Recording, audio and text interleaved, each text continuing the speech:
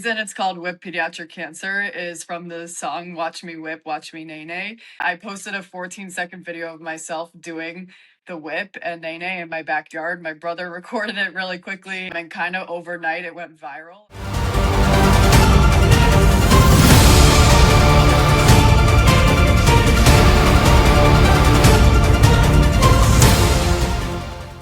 Welcome back to the Childhood Cancer Perspective, and thank you all for sticking with me through this entire journey. And I will start out this podcast just like I do the rest of them. Social media is a love-hate relationship with me and with my family and everything, but it is an incredible tool in networking and collaboration with other organizations and families that are going through this battle of pediatric cancer, and a great way to be able to meet and talk more about their stories and how they became a part of this space or a part of this community, which nobody wants to ever be a part of, but we are proud to have more people in it to speak about it and to help fight for our kids. So today is no exception to that at all. I have Jordan with me, the CEO and founder of Whip Pediatric Cancer. So thank you, Jordan, for being with me today. Thank you for having me. Absolutely. And so I've spent some time before looking at the website and looking at everything that you offer and how you started. And it's kind of a unique story, right? It didn't start with pediatric cancer. So tell us a little bit of how you got started with this and where that became kind of a passion for you. So it's actually a crazy story. My mom was diagnosed with a pediatric cancer, but as an adult. So she was 35 years old, but she was treated on the pediatric cancer floor at Memorial Sloan Kettering. She was diagnosed with Ewing sarcoma, and that's typically found in boys under 12 years old. She was a female of 35 years old, so it was kind of like they weren't really sure what to do. She was treated at Memorial Sloan Kettering on a clinical trial, and we are very, very lucky that I still have my mom, and she's a survivor of pediatric cancer. And in her honor, I started my own foundation. She kind of always brought us around to help other organizations and try to get back to pediatric cancer community when she got better. And since I was pretty much 2 years old, this has been my life. This is all I've known. And when I was 16, I decided to start my own organization, which is Whip Pediatric Cancer, as you mentioned. And it has a unique name for a reason, correct? Yes. So the reason it's called Whip Pediatric Cancer is from the song Watch Me Whip, Watch Me Nay Nay.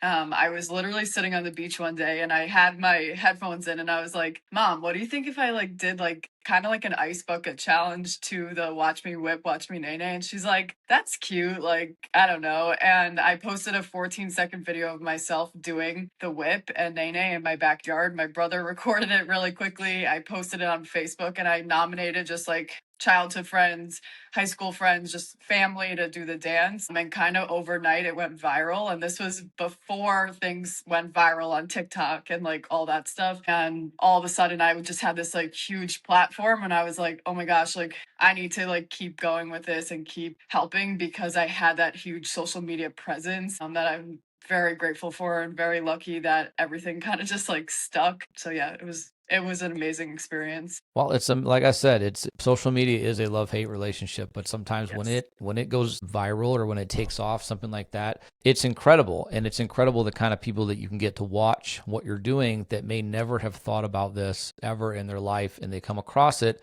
And yeah, it's fun to watch, but then when they start to actually dive into why you're doing it and the reason behind it, it's incredible the support that you can get. And that is, I think, arguably what we need in this community so much is support, especially from people that are not directly connected, because so often it is very easy to change a channel, right? And to move on or keep scrolling. And we are in a way, I think, in our own epidemic really of pediatric cancer that's getting worse by the day, not getting better.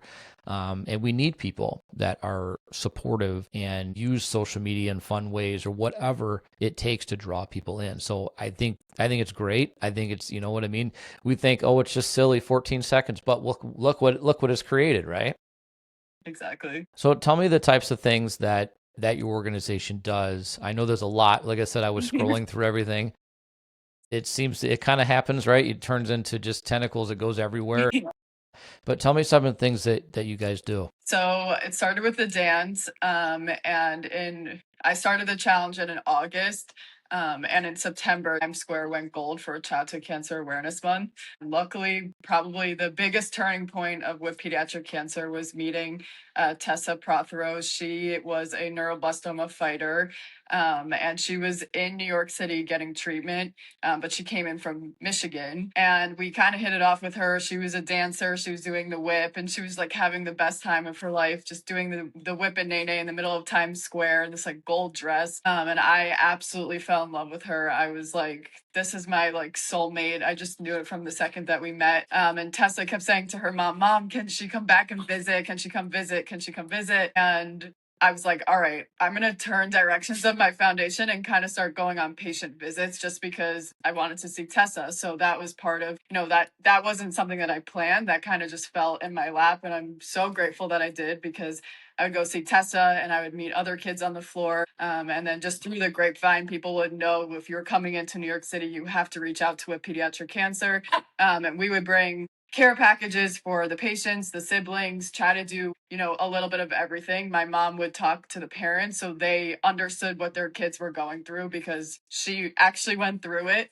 So she could tell them, this chemo makes you feel like this, or this might make them feel tired or hungry or whatever is going on in their body that a 4-year-old can't explain. She understood because she was 35 when she went through it. So that was one direction. So we do patient visits, care packages, we mail care packages, hospital visit, home visits. So that's one branch. Then obviously lack of funding. It's a huge thing. My mom was saved by a clinical trial. So, if it weren't for people doing research and trying things, she might not have been here today. So research is super important. I'm in a team affiliated with Memorial Sloan Kettering in New York City. So right now we're funding a CAR T-cell trial for neuroblastoma, Ewing sarcoma, and just really trying to raise funds for that. We've raised over $1 million for pediatric cancer research at Sloan Kettering. Sorry, this is so much, and then it all kind of goes hand in hand. There's research and then there's quality of life. I always wanted to do, a little bit of both. So we've also raised over $1 million for families to pay mortgages, car payment, food, hospital bills, rent, whatever they need that month. We kind of have helped them with finances like that, as well as kind of doing like a Make-A-Wish type of thing, concerts, rockets. This past weekend we did Christmas. We adopted a family. We completely renovated her playroom, her living room, her bedroom, and just kind of doing everything. I know most foundations pick one or the other, but I'm so passionate about it, and it kind of all goes together for me. So I'm like, as you said, a lot of the kids don't make it, and that was really, really hard pill for me to swallow. I started this when I was 16. I've been probably to 75 funerals in the last 10 years, and have spoken at almost all of them. That's not normal. And I wanted to actually do something that gave these kids that quality of life, that memory that I know if they're not here anymore, that with pediatric cancer was able to not cure them, but give them that experience that could have been the best day of their life. So those are the different branches of with pediatric cancer. So I'll just say, like, is there anything that you don't do, I guess? Trying to think. Really, we try to cover all the bases, and I love it. This is just a volunteer thing for me. I have a regular full-time job, so wherever I can help, I'm there. I'm doing, and just trying to make the community just a little bit better. No, I think what you're doing is amazing, and I think that we're a lot alike, to be honest with you, because my wife knows that she knows that something's wrong if I sit down. Essentially, like Yeah. I'm always on the move. And when we started our organization, it was just care packages, and that's we still do that today. That's still the core of what we do. But it's also seemed to branch out into advocacy, into legislation, into raising money for research. It's just you look, all those avenues keep presenting themselves to you because you see where it's lacking in all those different areas, and you have to get involved in it in order to make a difference. But the only way we're going to do that is all together, right? Yes. Everybody working together, saying the same thing. The patient visits, I think, are really cool, and the fact that you can get there and get involved, and your mom can be kind of that. I understand, right? Because a lot of people, when you go through this, when there's a diagnosis, especially with a child, everybody will say, "I understand what you're going through. I understand." No, you really don't, unless you've been a part of it. Yeah. and for somebody to be able to be there. And the really cool thing is that a lot of kids that I've spoken to, a lot of families, there are kids that go through this as a child, grow up and go into the medical field. They want to Mhm. be a part of that change, and they have that connection that can now relate to people in a way that not everybody can. So Yeah. having that, and putting parents at ease, or even putting children at ease and taking their mind off of what they're going through every day, is Yes. such an important piece of that. Because I know for us, we were on an island with a diagnosis. When our daughter was diagnosed, we have nobody to turn to, nobody to ask questions, no resources aside from what you get from your social worker. But, for us, 5 years ago, the resources even today are way more than what they were Yeah. 5 years ago, and Yes. now being a part of all this and meeting everybody and that does all this on a daily basis, and again does it as in their free time, if you will. Yes. I say that if I have 2 seconds to rub together, it's incredible. Yeah, So seriously.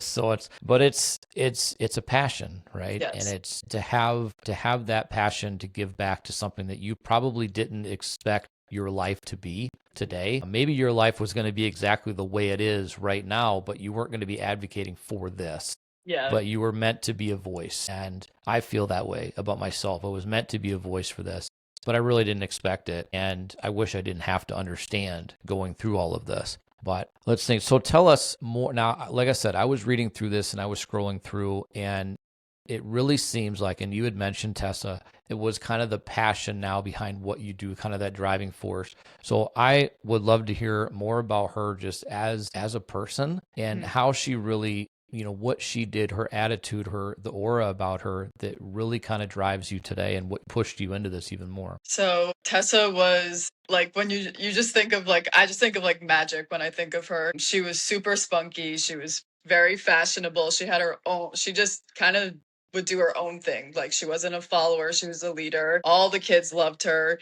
Everyone wanted to be like her, including me. I just looked up to her so much, even though she's younger than me. She was truly like one of the best people I've ever met in my whole life. I think we're taught that soulmates are like, in a partner. When you grow up, you meet your soulmate, and I feel super lucky that I got to meet mine, not in a partner, but in her. And I truly believe that she has been the catalyst for a lot of what Whip Pediatric Cancer has done. Just a few weeks ago, we took two little girls to see the Radio City Rockettes, and we actually went with Tessa's sister and cousin and mom and aunt. And I just kept thinking, I'm like, none of this would have been possible if it weren't for her, because she's really the reason why I got so into it. And when she passed away, there's an option to crawl into a hole and never come back to this world, which I thought about a lot of times. But I was like, I got to do this for her. There's other kids that need help, and other kids that would benefit from the same support that I was able to give to Tessa. And I just really think that a lot of this has continued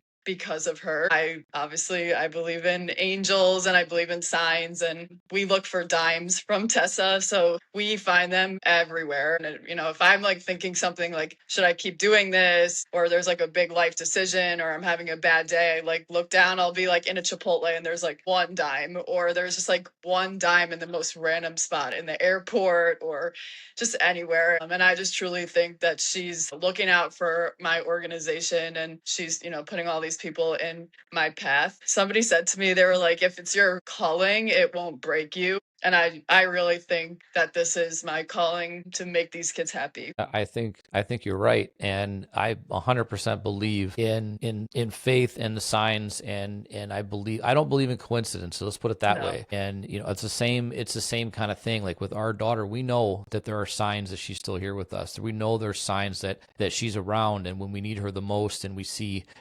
certain things that kind of remind us of her. And I know that there's no way that I would have met this person or that person if it were not for her. There's no reason that I would have been in their path and met them. And it really, truly is incredible. And it's also incredible what these children in such a short amount of time can do. And when you were speaking also about the patient visits, what I was kind of thinking of at that same moment is that if anybody in this world just takes 5 minutes out of their day and speaks to one of these children, it will change your perspective on life. Yes. It will For sure. it just absolutely puts you in a different mindset, because no matter what they're going through, they're not always smiling. Let's be real, but it doesn't change their personality. It doesn't change No, who they are. And they're so incredibly innocent that what they're going through, it doesn't make them hate. It doesn't make them no. the same people they are. And what I will also say, and I don't think this is unique to our daughter. I think it's unique to this community, is that these kids, no matter what age they are, our daughter passed when she was 8. They worry about us. How are Yeah. we going to be when they pass? How are we going to be when they're not here? They're not worried about themselves, and that's that genuine heart, and that's what I think. I think what you're trying to do, and I think what we're trying to do, is to save those genuine hearts. And hopefully, I want to see more of that injected into our world today, Yeah. because there's so much going on a daily basis, whether it's, whether it's foreign policy, whether it's politics, whatever. There's so much going on. And if we just had that genuine innocence, nothing would matter so much. We wouldn't be always upset and arguing with each other, and we could all have different opinions and it would be okay. And I think that's what we miss the most when we lose more of these kids. Yeah. So when congratulations, number one. I jump around a lot. That's just the way my brain works. But congratulations on the amount of money that you've been able to raise Thank you. and put into research and things like that. How do you go about raising that money? What do you do in order to do that? Do you actually have maybe donors or companies that work with you or things like that? So you'll have to explain a little bit to me so maybe I can figure out how to do it too. Okay, awesome. So I was 16 when I started with pediatric cancer, so it's still technically a kid.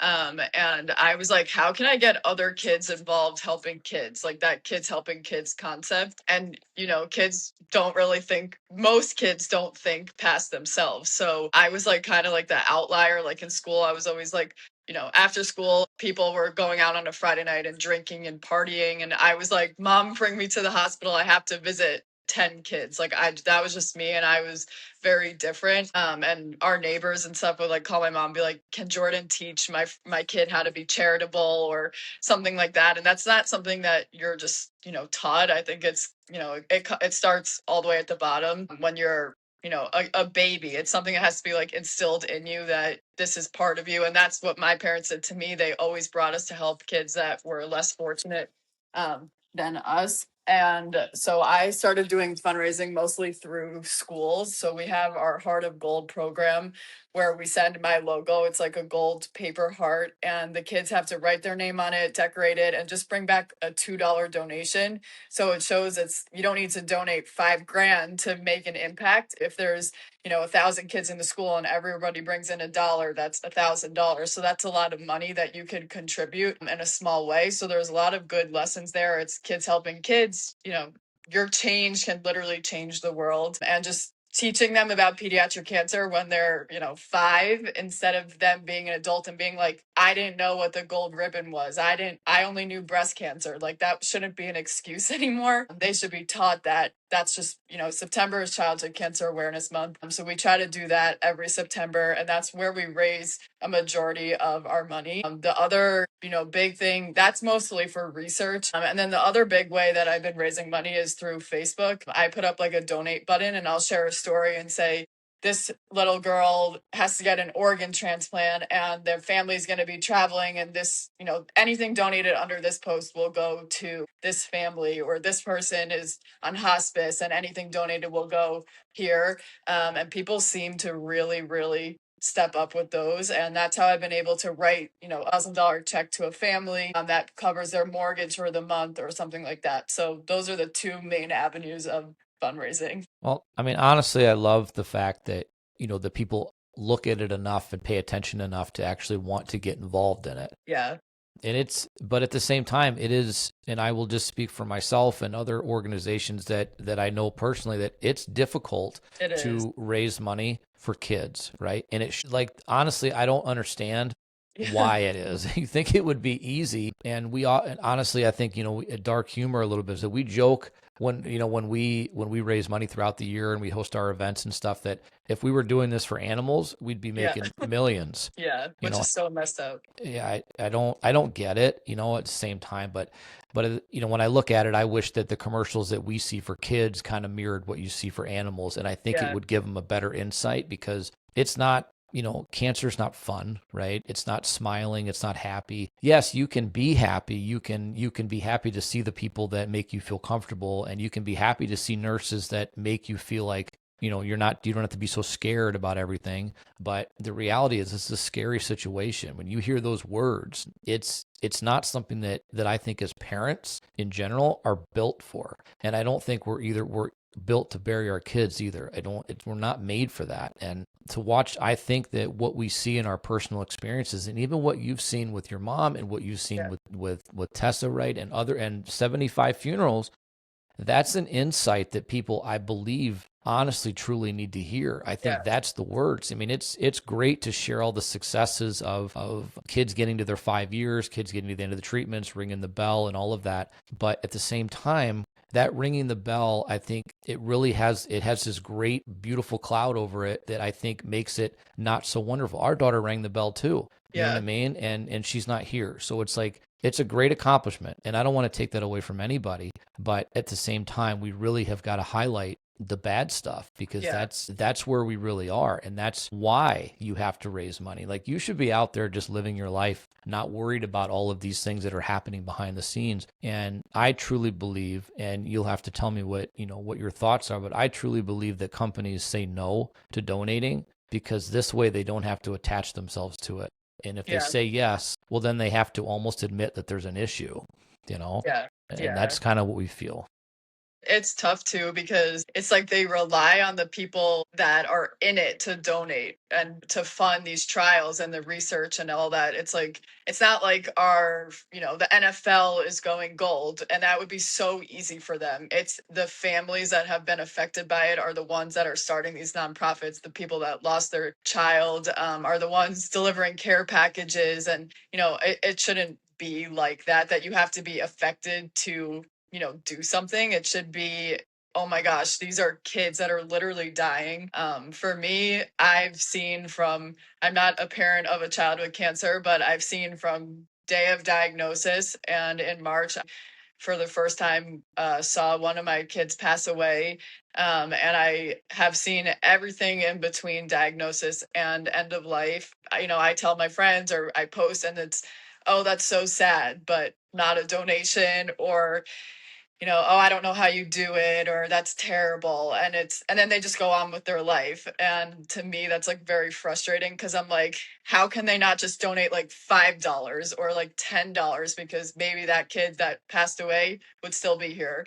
And I always like, I just did Christmas for this little girl and we did an Amazon wish list. And then in the packages, it said, this was donated by whoever. And I'm reading through the names and I'm like, I don't even know any of these people. And I called my mom. I'm like, we didn't know one person that got something off of the Amazon wish list. And I'm like, that's just crazy to me that people that are supporting the foundation are just complete strangers. And the people you know, that are hearing about this every day, they just kind of like scroll past it or it's not important to them. And that like absolutely blows my mind. But we're super fortunate for the people that do support and people that continue to support for all of these years. I mean, a lot of people have asked me like, how do you do it? How do you do it? And I don't really have an answer besides the following that I have. I got so, so, so lucky. And they truly are like, amazing followers. I don't like to say it like that.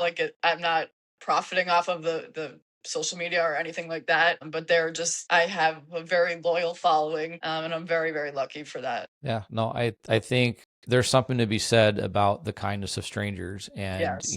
that they want to reach out and step up. And when I look at that and I go back and say that I still have on my phone from 4 years ago now, I have text messages from people that I have no idea who they are, that when our daughter passed, that they reached out and said, your story touched us and we followed you on Facebook, and I said no names. And so the kindness of strangers is great, but Yeah. at the same time, like you said, you have a family or you have followers, you have friends, people that you were expecting. Yeah. It's like, we don't want to talk bad, because you are following, you are supporting in that way, and sharing and things like that actually does a lot to get our story out there. But, we kind of, maybe, I don't know, maybe we expect more from the people that truly know our story from the inside out.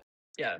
But support is a big thing that, especially when you're immersed in it personally, Mhm. that goes away when we have the you rang the bell or your hair grows Your back hair so came back. everything. Yeah. Yeah, it's like, oh well, you must be okay then, so let's go away. Or you have people that just don't know how to talk to you, so they Yeah. just go away because they Yeah. think that's best, and I think that's the worst thing It's you can actually do. worse. Yeah, Yeah. and they treat you differently, and it's like, I just wanna be treated the same as everybody else, and I noticed this too, like, after I lost a little girl in March that I was very, very close to, and I would, like, see my friends, and they were, like, acting different towards me, like, they kinda would, like, walk the other way in the grocery store, and I'm like, I just knew they didn't know what to say. I am 26, and most people my age have never seen anything like this. Most people ever have never seen anything like this, but especially in their 20s, they're like they just didn't know what to say, and I would be so upset. I'm like, why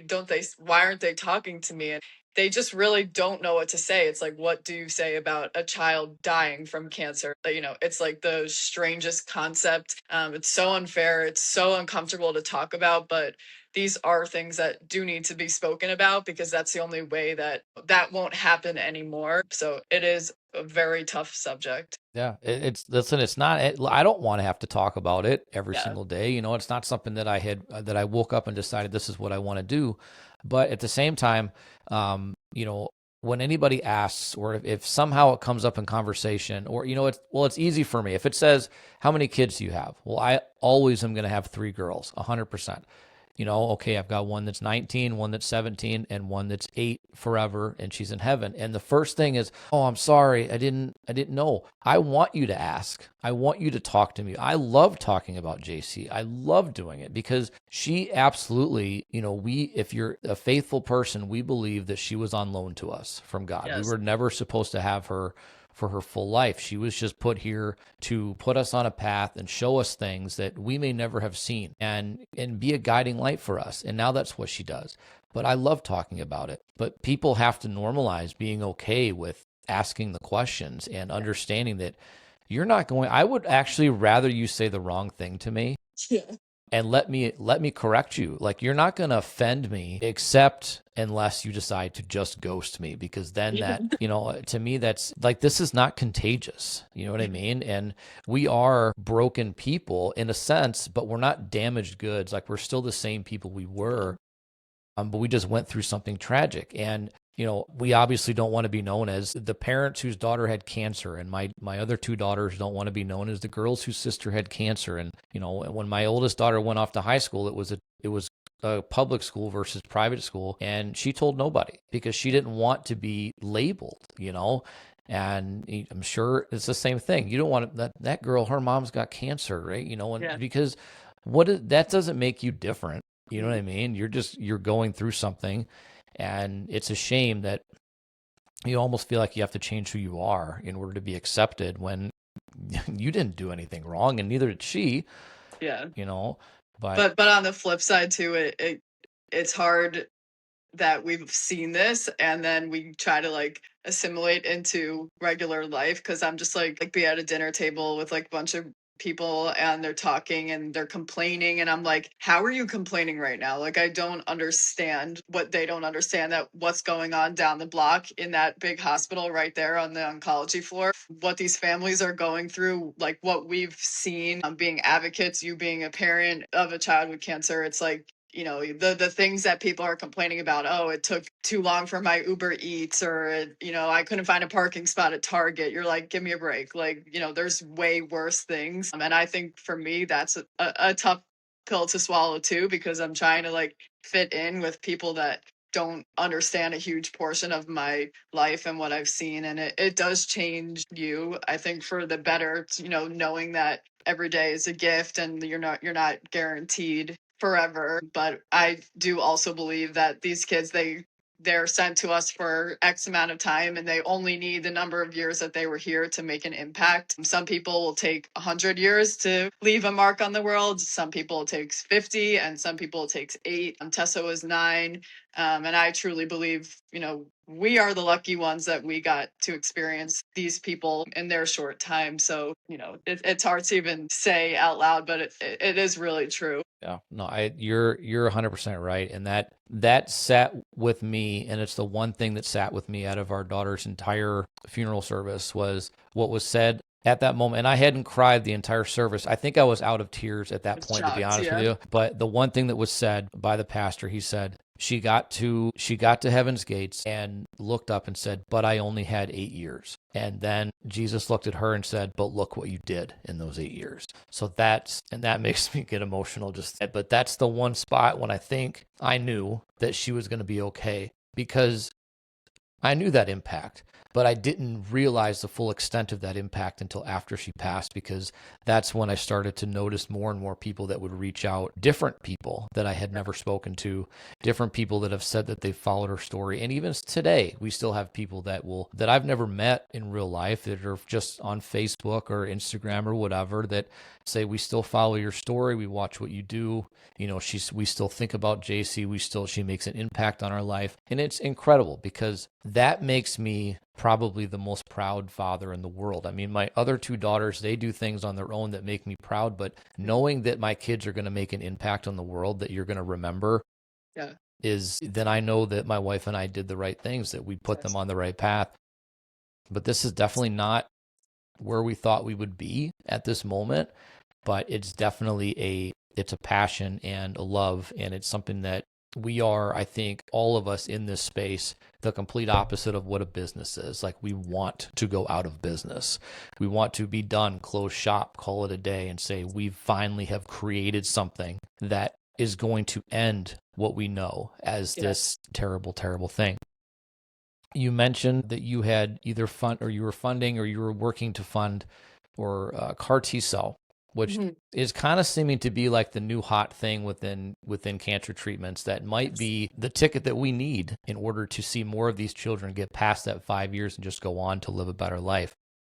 So tell us a little bit about that, or the specific. You said it's going at Sloan Kettering, correct? Yeah. So when I first started my foundation, I was trying to decide where I wanted to allocate the funds to. And I was like, research, research, research. It's all I want to do is research. And I would kind of just donate into like a general pool of pediatric cancer. It didn't have like anything super specific. It was just, going to whatever they needed. And then I lost Tessa, and I was like, I only want to do neuroblastoma. Like, I need to do all neuroblastoma funding, just because I don't want anyone to feel the way I feel right now after losing her. So I called Sloan Kettering. I'm like, everything's going to neuroblastoma. Just put it all in the neuroblastoma, whatever you're doing for it, please put it there. And we were able to fund the bivalent antibody trial. And one of my favorite kids, Elijah, he was the first to try the bivalent antibody trial. And he is still fighting. Like you said, me and his mom were talking about it the other day. His hair is back, but he is still fighting, and he has been fighting since he was 3 years old. He's now a teenager. I've known him for 10 years. And he's really never had a lull in treatment, but he did try that bivalent antibody. So that was a very cool experience. And then as time went on, I was getting extremely frustrated with the lack of results I was seeing from funding. I was like, I don't understand why all these kids are dying. I giving all this money to research, and I know it's not just WHIP pediatric cancer funding the research. There's other organizations that are funding research all over the country. And I kind of just was like, I don't want to do research anymore. Like, I'm over it. I don't understand. And I kind of shifted gears to do more quality of life things. And then after seeing this little girl pass away in March, I was like, I want to get back on the fundraising. And it was my 10 year for WHIP pediatric cancer.